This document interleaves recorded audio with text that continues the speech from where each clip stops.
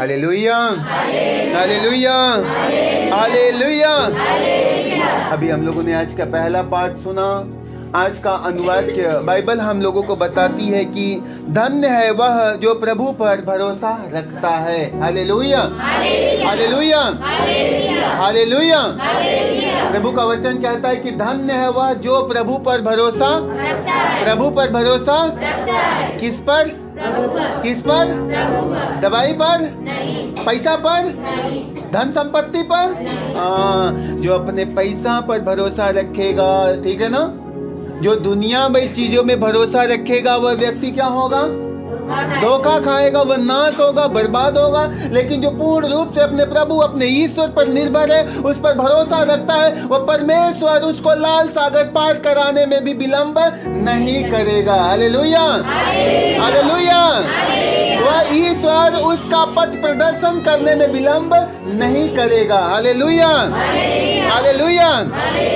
आज का सुसमाचार हम लोग देखते हैं। बड़े ध्यान से सब लोग प्रभु के वचन को सुनना, क्योंकि आज का वचन समझदारों के आंख से ना समझी का पर्दा हटा देगा।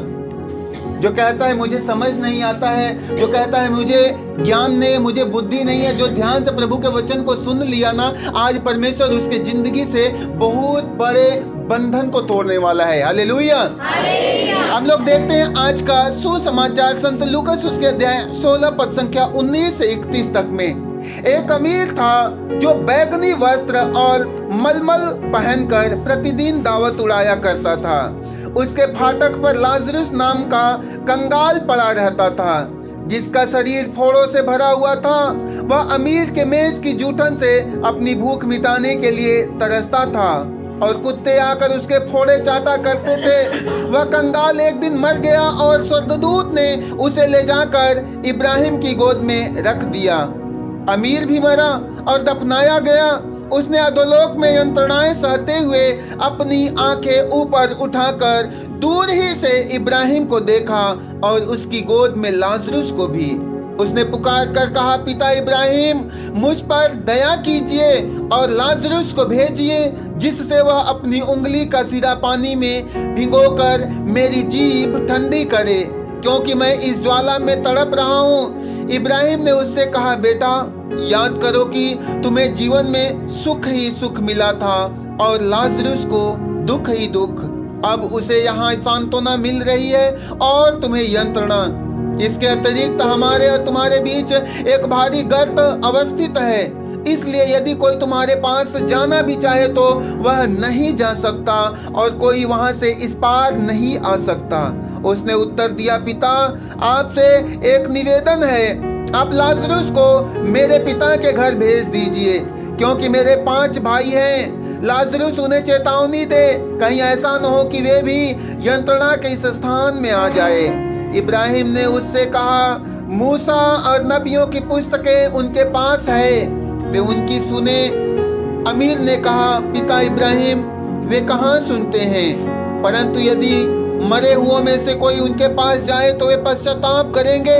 पर इब्राहिम ने उनसे कहा, जब वे मूसा और नबियों की नहीं सुनते, तब यदि मुर्दों में से कोई जी उठे तो वे उसकी बात भी नहीं मानेंगे। यह प्रभु का दिव्य सुसमाचार है। Hallelujah, hallelujah, hallelujah, hallelujah.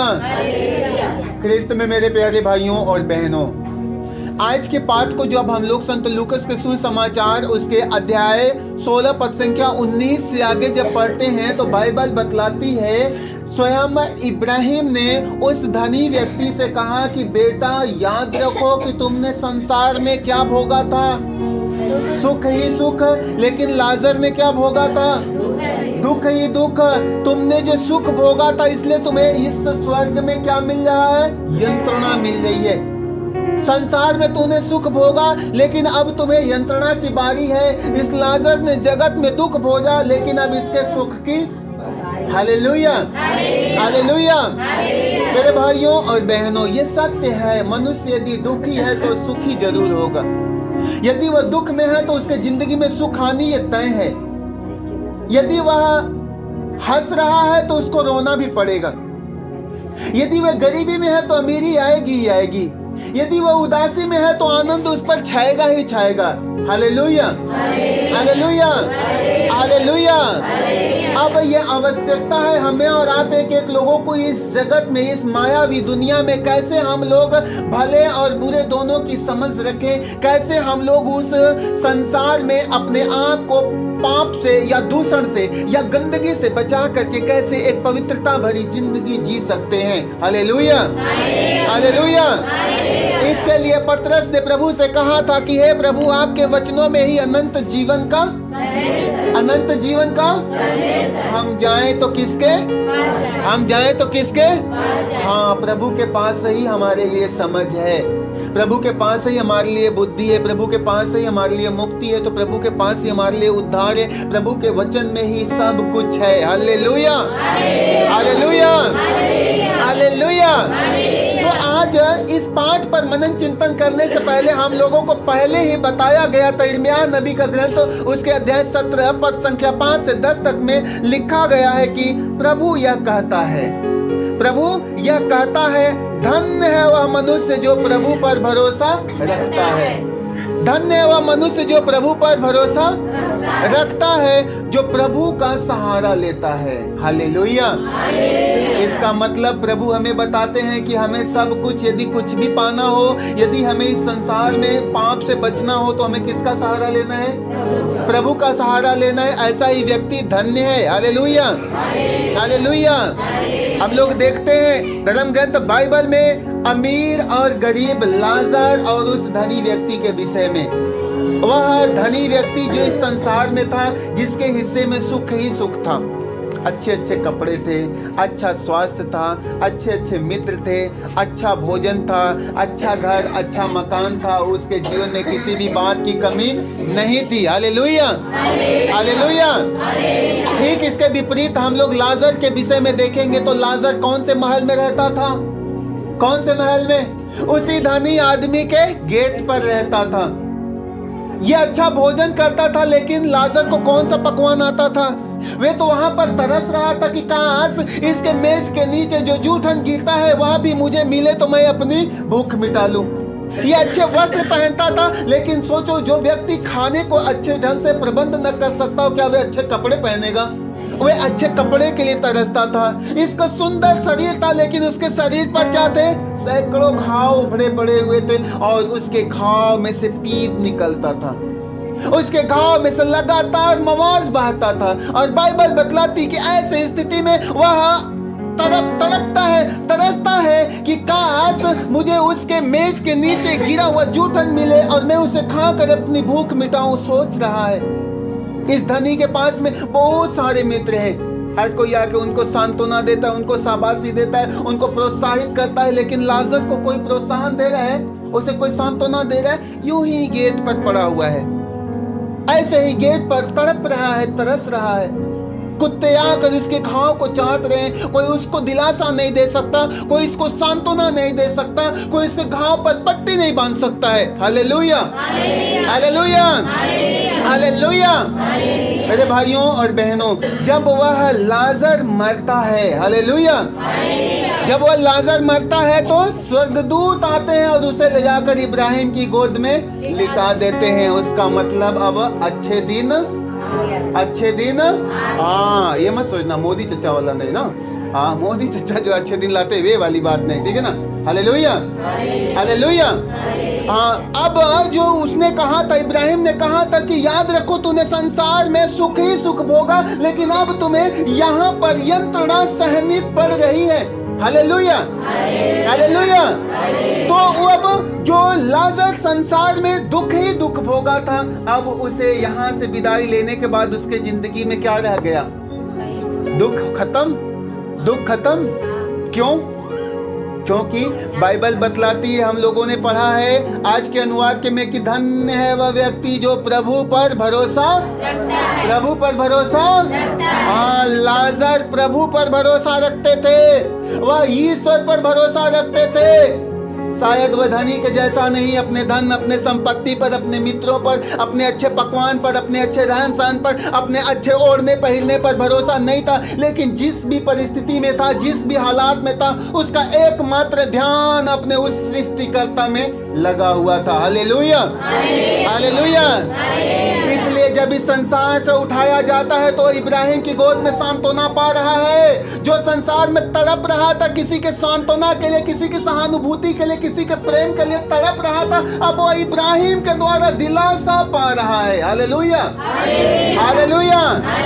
ठीक इसके विपरीत वह धनी आदमी भी कुछ दिनों के बाद मरता है तो वह कब्र में जाता है और उस यंत्रणा के स्थान से एक दिन वह अपनी निगाहें ऊपर उठाता है तो क्या देखता है? वे देखता है कि ये लाजर इब्राहिम की गोद में पड़ा हुआ है। Hallelujah, hallelujah. संसार में उस धनी आदमी को बहुतों की सहानुभूति मिलती थी। एक बार फोन करता रहा होगा, शायद उस जमाने में फोन रहे, लेकिन एक बार खबर मिलती थी ना कि फलाना दिन में उनके घर में ना कोई पार्टी है, कोई फंक्शन, कोई प्रोग्राम है ना, देखो सारे लोग अपना काम धंधा छोड़ करके पार्टी अटेंड करने चल देते थे, दावत उड़ाने चल दिया करते थे। Hallelujah, hallelujah. इसका मतलब इस संसार में उसको सहानुभूति दिखाने वाला, उसको प्यार दिखाने वाले बहुत सारे उसके यार मित्र थे, लेकिन जिस घड़ी मारा किसी ने सहानुभूति दिखाया क्या? किसी ने उस पर दया की क्या? वे नरक में तड़प रहा है, ये नरक में तड़प रहा है। मेरे भाइयों और बहनों, बाइबल इस बात के लिए बताती है कि आप जो इस संसार में दुखी हो, इसके लिए चिंता मत करो, आगे आपके लिए सुख इंतजार कर रही है। लेकिन आप जो इस संसार में सुखी हो, सुख में रहना बुरी बात नहीं है, लेकिन सुख में रहते समय भी हमें दीन दुखियों की सुध ही लेना है ना।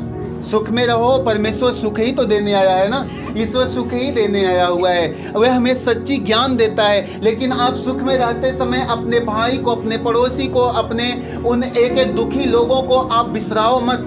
जैसा वह धनी आदमी हर दिन अपने गेट के पास से ही जाया करता होगा, लेकिन क्या उसको इतनी फुर्सत नहीं थी कि वह रुक करके घड़ी दो घड़ी उस लाजर की हाल चाल ले, उसके खाओ के लिए कुछ प्रबंध करे, उसको खाने के लिए कुछ प्रबंध करे, लेकिन उसको यहाँ पर मौका नहीं था। वह अपनी दुनिया वही माया में फंसा पड़ा था, इस संसार में फंसा पड़ा था। इसलिए मेरे भाइयों और बहनों, जब यहाँ से अंतिम विदाई लेकर के जाते हैं ना, तो वह नरक में से ऊपर निहारता है तो कहता है कि हे इब्राहिम, हे पिता, आप उस लाजर को भेजिए जिसको मैंने संसार में एक गिलास पानी नहीं पिलाया, जिसको मैंने एक रोटी भी नहीं खिलाई, उसे कह दीजिए कि वह अपने उंगली का एक सीरा डुबोकर मेरे जीवा पर डाल दे। सोचिए, संसार में कौन भूख के लिए तड़प रहा था? संसार में लाजर तड़प रहा था, लेकिन मरने के बाद अब किसकी बारी हो गई? अब उस धनी आदमी की बारी हो गई। वे तड़प रहा है अपने जीभ की प्यास बुझाने के लिए। सोचो, इब्राहिम ने कहा, याद रखो कि यदि कोई तुम्हारे यहाँ से मेरे पास आना चाहे तो वह भी नहीं जा सकता, और मेरे यहाँ से तुम्हारे पास भी कोई जाना चाहे तो वह भी वहां पर नहीं जा सकता है। Hallelujah, hallelujah, hallelujah, hallelujah. इस पर जानते हैं, उस धनी व्यक्ति ने कहा कि आप न लाजर को मेरे घर में भेज दीजिए। क्यों तेरे घर में भेज दें? जब लाजर तेरे घर के पास था, तेरे गेट के पास था, तो किसी को ख्याल नहीं था, अब किस बात के लिए तेरे घर में भेजें? वे धनी कहता है ना कि मेरे और कितने भाई हैं? मेरे और 5 भाई हैं। क्या कर रहे हैं? ऐसे ही मौज में, मस्ती में जिंदगी बिता रहे हैं। उन्हें भी इस बात की फुर्सत नहीं है, इस बात के लिए उन्हें भी ख्याल नहीं है कि वे एक दूसरे की सुधि ले, एक दूसरे का ख्याल करें। इब्राहिम ने कहा कि तेरे घर में मूसा नबी की पुस्तक रखी हुई है, तेरे घर में मूसा के धर्म ग्रंथ और नबियों की पुस्तक रखी हुई है, यदि वह उसकी सुन ले तो वे बच जाएंगे। यदि वे पुस्तक की सुन ले, उस धर्म ग्रंथ की बात को मान ले, तो पर भी वे बच जाएंगे। तो वे धनी कहता है कि वे कहाँ सुनते हैं, वे कहाँ सुनते हैं?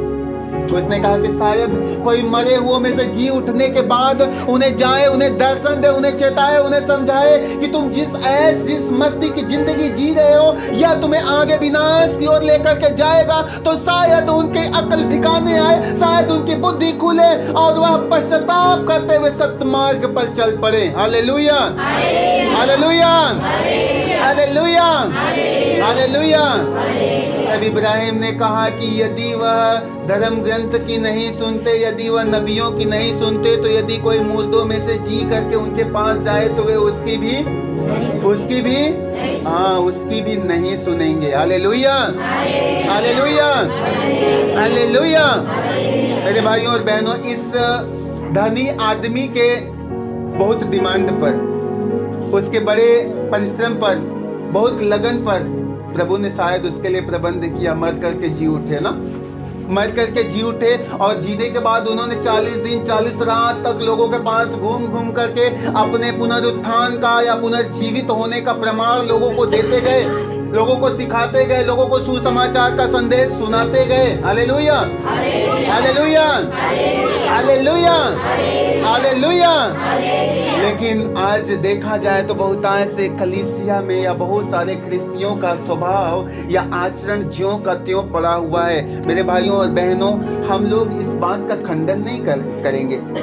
जिसके जैसी जिंदगी वैसा जिए। प्रभु यीशु मसीह ने कहा है कि मैं तेरे सामने भलाई और बुराई, जीवन और मृत्यु दोनों को रख देता हूँ। और उसके साथ साथ मैं तुम्हें एक चीज और देता हूँ। क्या देता हूँ? आजादी। क्या देता हूँ? किस बात की? भले या बुरे की चुनाव करने की। प्रभु कहता है मैं तेरे सामने जीवन और मृत्यु, भलाई और बुराई दोनों रख देता हूँ, और मैं तुम्हें इस बात की आजादी देता हूँ कि तुम जो चाहे वह चुन लो। Hallelujah, hallelujah, hallelujah, hallelujah. तो मेरे प्यारे भाइयों और बहनों, प्रभु कहते हैं मैं यही चाहता हूँ कि तुम जीवन को ही हालेलुया, हालेलुया, हालेलुया। तो हमें बुराइयों से बचना है। याद रखना, धर्म ग्रंथ की बात को हम लोग सुनते तो जरूर है, लेकिन मानते नहीं है। प्रभु कहते हैं, इब्राहिम ने कहा कि तेरे घर में धर्म ग्रंथ की पुस्तक रखी है, यदि वे उसकी सुने तो वह बच जाएंगे, वे बचा लिए जाएंगे। Hallelujah, hallelujah, hallelujah. और मेरे प्यारे भाइयों और बहनों, आज धर्म ग्रंथ के पुस्तक की बात एक लोगों को, जिसको बोला जाता है ना कि घोर के पिलाया जाता है, ना खूब सिखाया जाता है, खुद बताया जाता है, लेकिन लोगों के समझ में नहीं आता है। जानते हैं क्यों समझ में नहीं आता है? क्योंकि अभी व्यक्ति उस यंत्रणा के स्थान के पास नहीं पहुंचा है, अभी व्यक्ति उस दुख के स्थान के पास में नहीं पहुंचा है।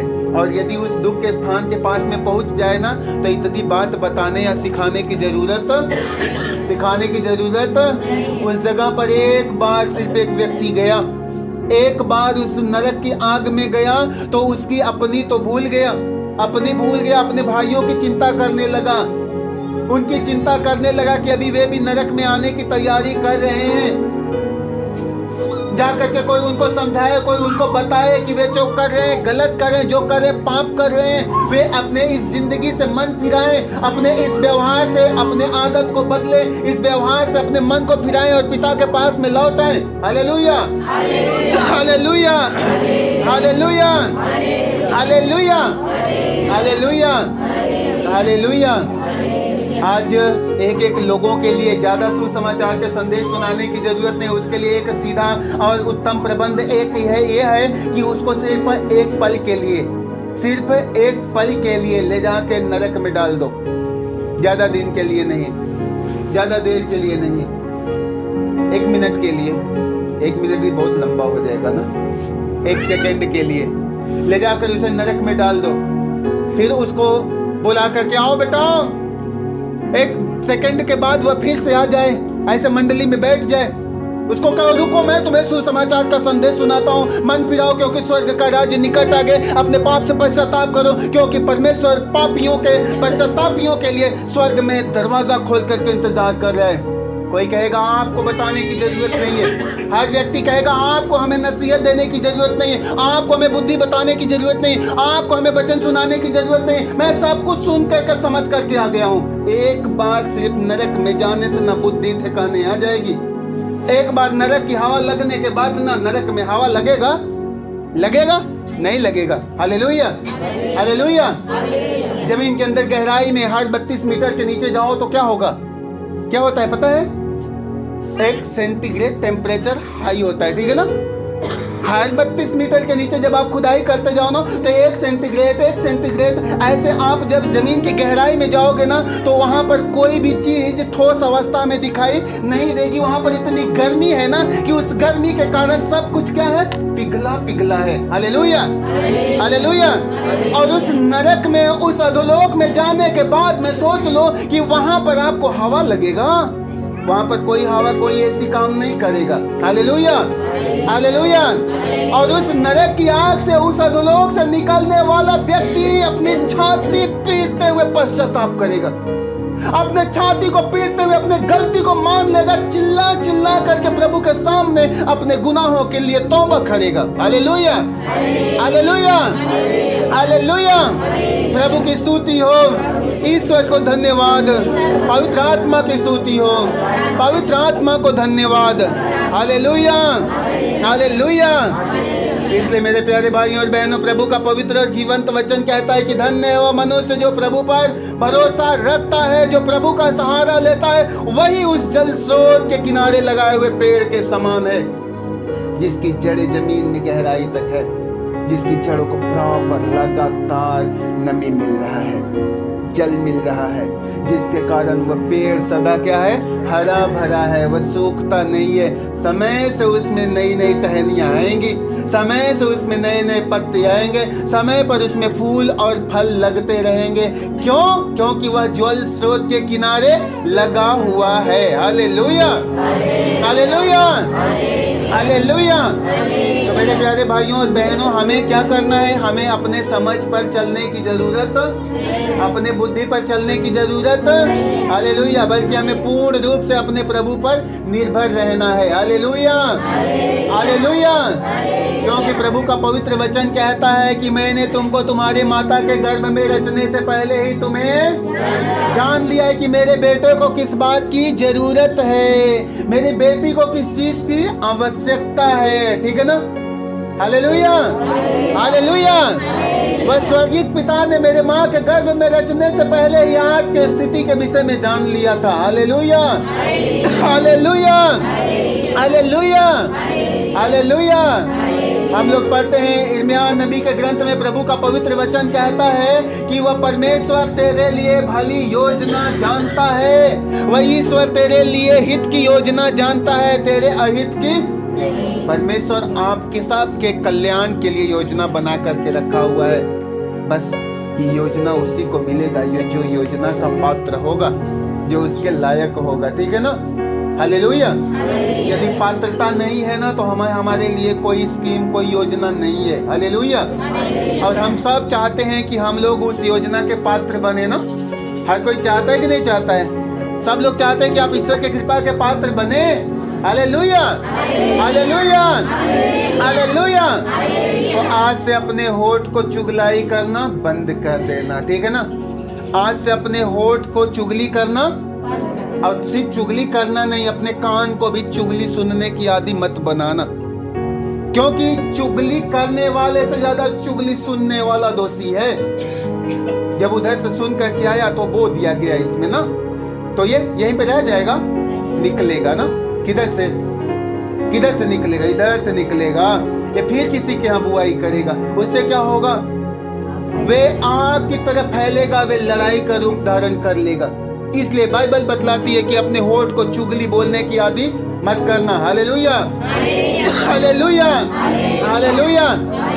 अपने आंख को गंदगी देखने के आदि मत बनाना। अपने हृदय में किसी के लिए कठोर व्यवहार मत रखना।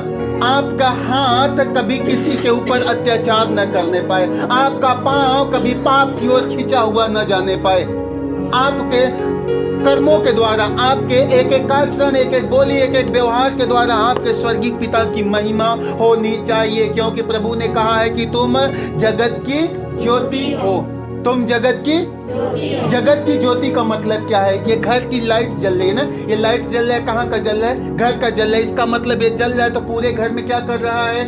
प्रकाश फैला रहा है। ठीक उसी प्रकार आप जगत की ज्योति हो। आपके भले काम को, परमेश्वर के अच्छे काम को जगत में हमें क्या करना है?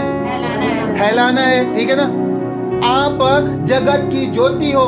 प्रभु का वचन कहता है कि आप पृथ्वी के नमक हो।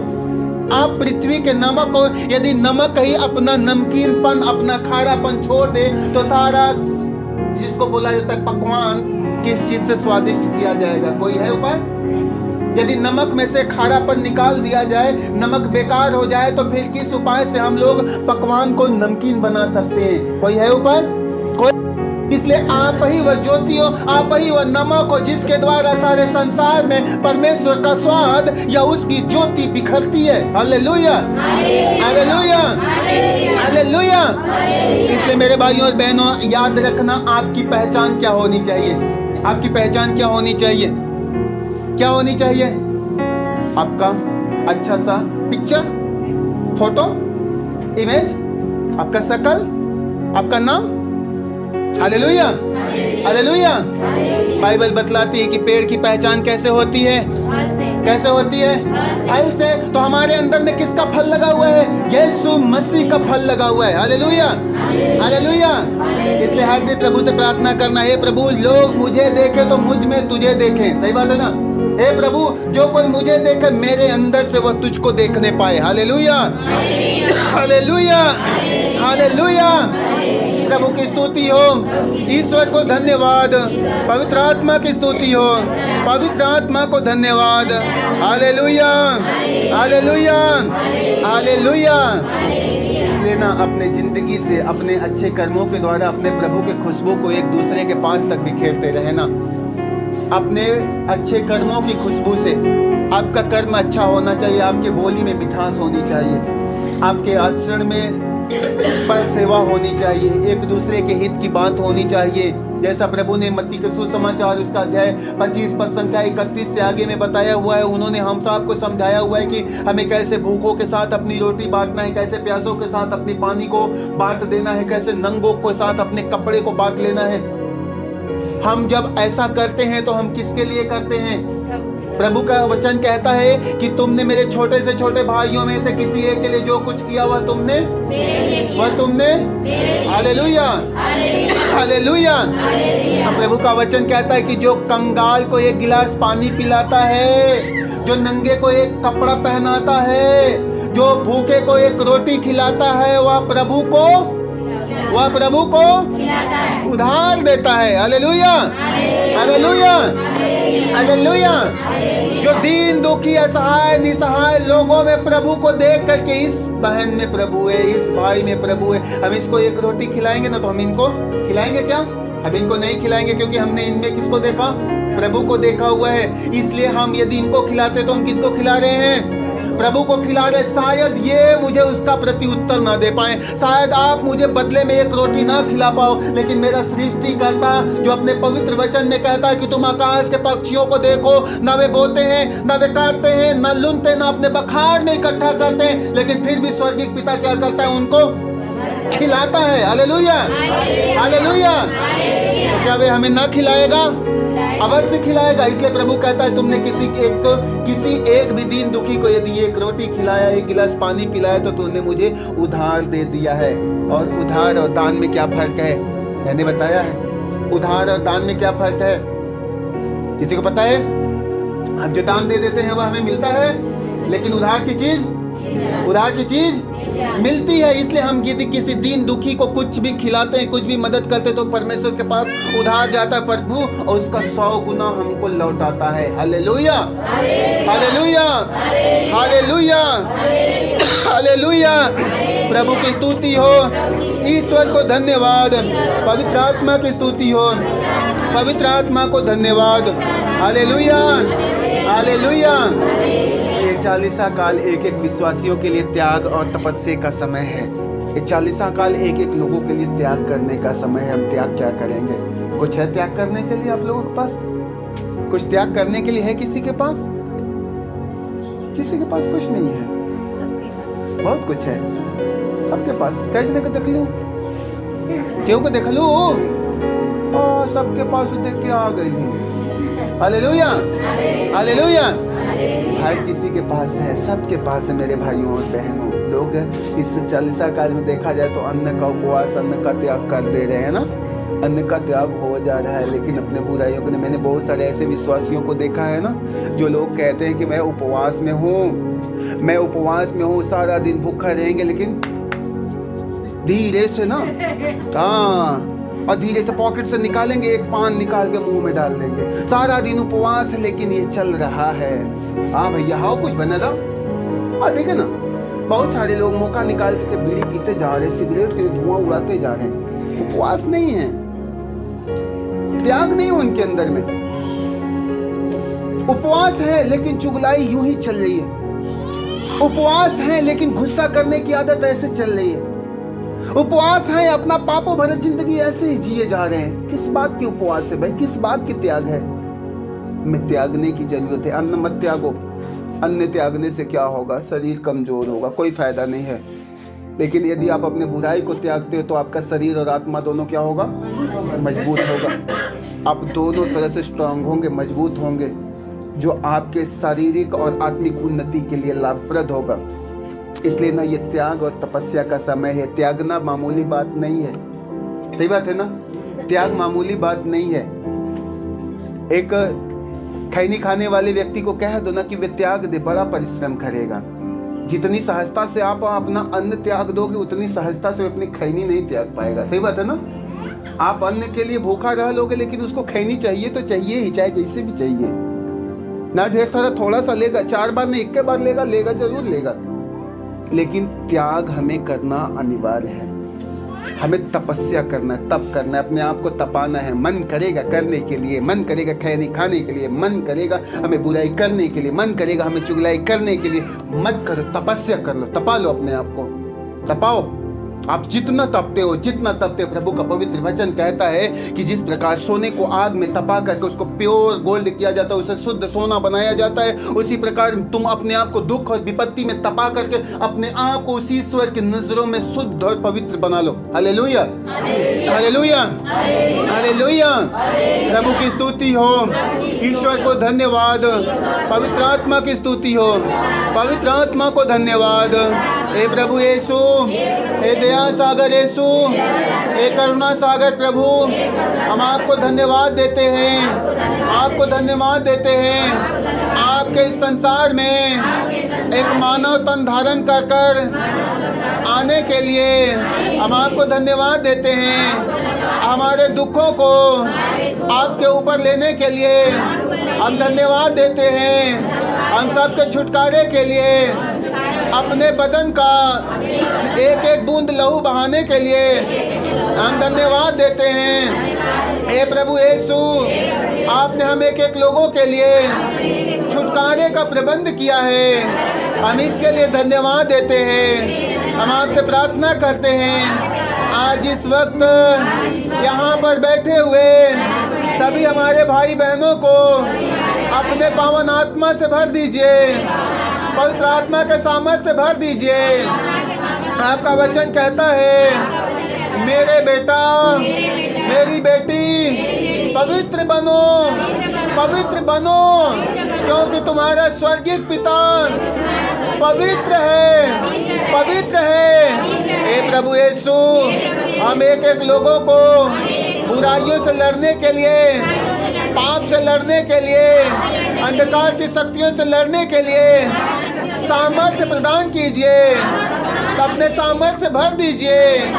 क्योंकि हे प्रभु, तेरे बिना मैं कुछ भी नहीं हूँ, तेरे बिना मेरा कोई अस्तित्व नहीं है। हे प्रभु, तेरे बिना मेरी कोई पहचान नहीं है। Hallelujah, hallelujah, hallelujah. प्रभु की स्तुति हो, ईश्वर को धन्यवाद, पावन आत्मा की स्तुति हो, पावन आत्मा को धन्यवाद। Hallelujah, hallelujah, hallelujah, hallelujah. सभी को जय यीशु।